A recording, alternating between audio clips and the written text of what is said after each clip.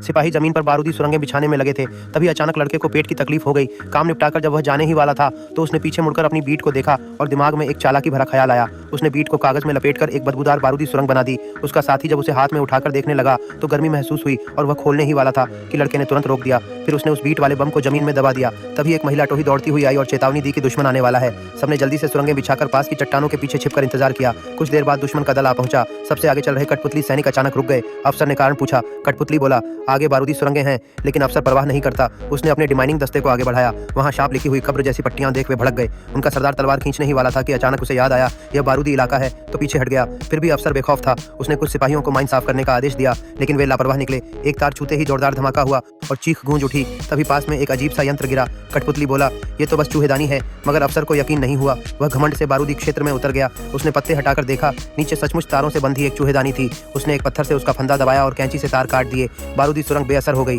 अफसर ने मुस्कुराते हुए गर्व महसूस किया। इस कामयाबी ने उसे और अहंकारी बना दिया। उसने अपने सफेद दस्ताने उतार दिए और अगले जाल की ओर रेंगने लगा। लड़का रोमांचित था। उसका खास जाल यहीं गड़ा था। अफसर ने पत्ते हटाए और मिट्टी कुरेदनी शुरू की। लड़का भीतर ही भीतर फुसफुसा रहा था, खोद खोद। अफसर का हाथ किसी चीज से टकराया। उसने पकड़ लिया। हाथ बीच से लथपथ हो गया। लड़का मुस्कुराना रोक ही नहीं पाया। उसके साथी अब तक समझ ही नहीं पाए थे। अफसर ने उंगलियां सूंघी और तुरंत घिन से समझ गया। उसने गुस्से में बीट वाला गोला जमीन पर फेंक दिया और पास रखे लकड़ी के पटरे पर लात मार दी। पटरा हिला और उसमें बंधा तार खिंच गया। एक असली बारूदी सुरंग फट गई। धमाके से दुश्मन को भारी नुकसान हुआ। लड़का खुशी से चिल्ला उठा। साथी पूछने लगे, आखिर हुआ क्या?